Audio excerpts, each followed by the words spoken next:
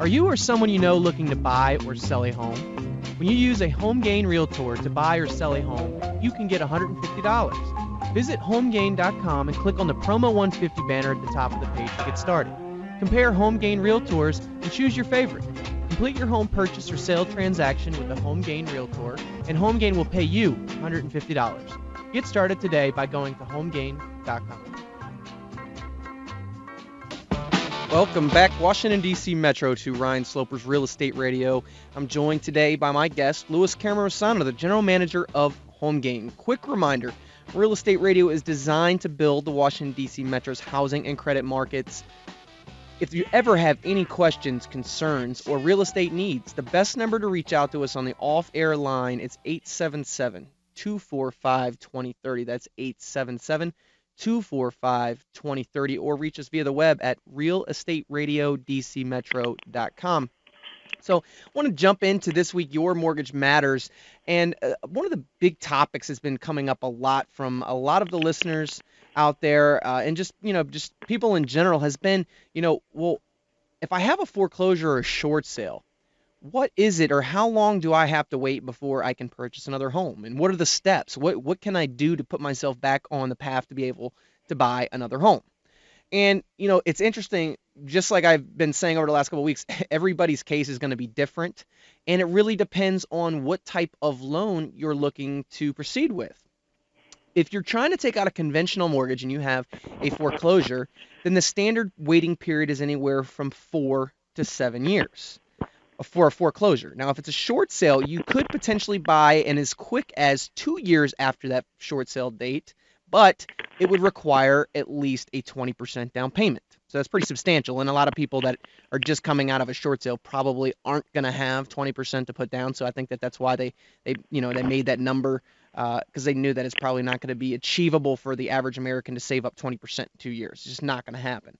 So for the majority, the bulk of the people that are going to go through foreclosure, they're probably going to have to wait 7 years. Now, when you guys, if you have went through a short sale foreclosure out there and know of somebody that has, if I just tell you 4 to 7 years for a conventional mortgage, you might just take that as, the gospel. But I'm going to tell you that there are other mortgages out there that are government-backed, such as FHA, and you also, if you're a veteran, you have the VA. If you have a foreclosure and you're trying to obtain an FHA mortgage, you only have to wait 3 years from the date of the auction, or the foreclosure sale that actually went through. So, that's literally half the time is what it would be for on a conventional loan. Now, it's not just as simple as just 3 years outside of that. You have to have reestablished good credit after the foreclosure. Many of you would probably just say, well, that's the only thing that I was ever late on was just my mortgage, and I've continued to pay all my other credit cards and stuff on time. I should be good. And you're 100% right. If you've been maintaining the rest of your credit profile and made a conscious effort to keep up with all your bills, then I think you would probably be okay. I would also say that, you want to probably save up a little money because you're going to want some reserves, because when you're qualifying and you have something such as a foreclosure that's happened, the lender's going to heavily scrutinize your file, because they're going to want to make sure that, this same thing is not going to be reoccurring with the new loan that they could potentially give you. Now, you also have the VAs, which is for veterans. VA, actually, you have that you could potentially buy after a short sale foreclosure after 2 years. Once again, there's restrictions as far as, do you have reestablished credit after the foreclosure? Now, a lot of you are saying that, how in the world am I going to get back on track in 2 years after, something that's such as significant as a foreclosure or short sale? And I'm going to tell you that actually it's a lot easier than you think.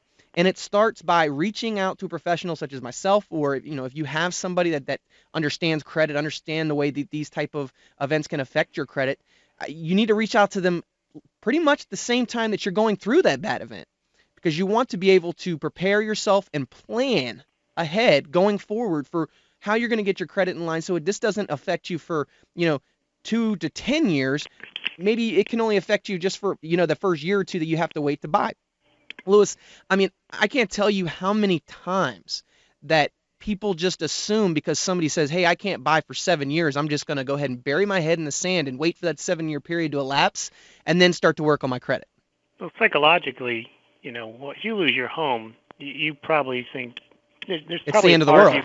there's probably a part of you that thinks that you've made a mistake and it's somewhat irretrievable. Yeah. And you're not thinking, most people, unfortunately, don't have the capacity to think the light at the end of the tunnel 2 or 3 years from now, and they think that that light will never come. Yep. And that's why, speaking to a professional like yourself would really help, because I think when people that have gone through it, I've spoken to people, they just think owning a home was a mistake and they'll never be able to buy a home again, even though they really enjoyed owning their home and they want to buy another house. Yeah, and I totally agree. I mean, that's a lot of the conversations that I have as well. And, I really try to just change their overall perception, and I try to relate it to, even in the business world. I mean, how many, top executives, Donald Trump, Henry Ford, all these guys have went through a bankruptcy at some time in their life. You know what I mean? Or even a person who's not at that level of success has lost their job Yeah. and has gone on to do well in their career somewhere else. Which are millions of Americans right now, by the way. Absolutely. You know, So there's no reason they can't do that with their credit. exactly. Everybody deserves a second chance. And I really want to emphasize for you guys out there that, just because you have something going on that you feel like, you're ashamed, or, you feel like it's your fault, it's not. I mean, this stuff happens to millions of people across the United States. So you really should feel like you're in the majority here and not in the minority. Mm-hmm. I really, my job and what I really like to do is to help people to get their feet back under them as quick as possible. The only way you can do that is by planning at the same time that you're going through that bad event for what you're going to do moving forward. Hey, Ryan, you know what you don't see a lot of, and I think there are plenty of tales, like you mentioned, where famous people have gone through bankruptcy, and those stories everyone knows, and people know the story where people get fired and they go on to thrive somewhere else. But you really don't see the story of people who've lost their home, rebuilt their credit, and are now in a new home. Yeah, well, I actually have one for you because I was actually working with a client 2+ years. Oh, I'm saying they exist, but you don't see them in the media. They won't print those type of things because it's like almost where, it doesn't do any good, the credit bureaus and the banks, for people to find out that you can successfully rebuild your credit and buy 2 years after doing this. So they're not going to want to put that out there. And I say opposite. I mean, I'm like, that their banks are more willing to lend to somebody that just had a bankruptcy because all that debt was basically cleared off, and because they no longer have the debt. They're more willing to give a new credit card to somebody like that than somebody that's basically over leveraged with debt. And aren't there also laws that protect people who've been through bankruptcy as well? Absolutely. One of the, and we're going to jump into the Your Credit Matters segment in a bit, but one of the things that people get confused about is the Fair Credit Reporting Act, which, says that all things have to be 100% accurate, 100% verifiable, and 100% timely. If it's not any of those three things, it must be removed off the credit report. Now, bankruptcy, from the time that you file bankruptcy, the creditors are supposed to stop reporting on your report. 9 times out of 10, Lois, that does not happen. They continue to report. They continue to ruin.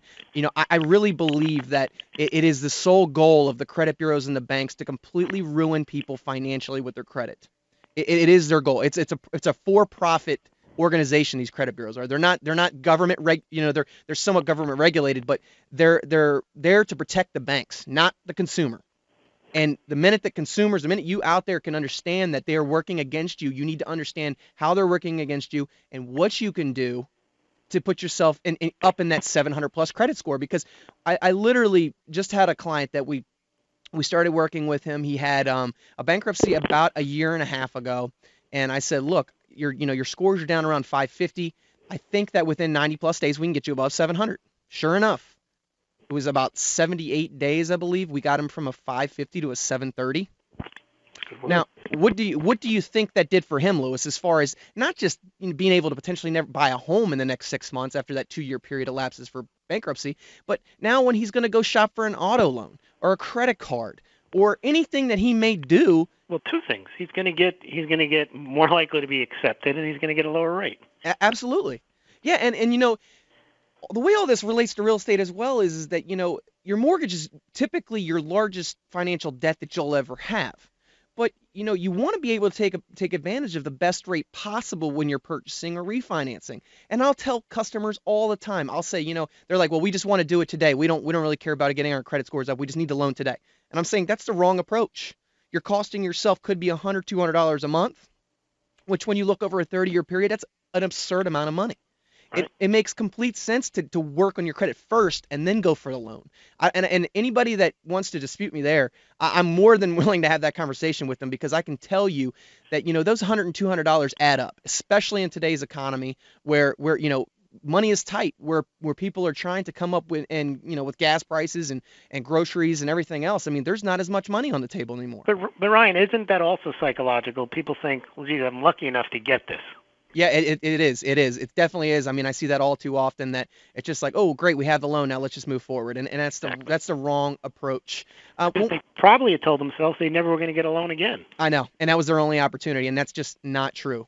When we come back, we'll continue to delve into getting a mortgage after foreclosure, and we'll also start to jump into the other 5 of the top 10 credit myths that are out there. You're listening to Real Estate Radio.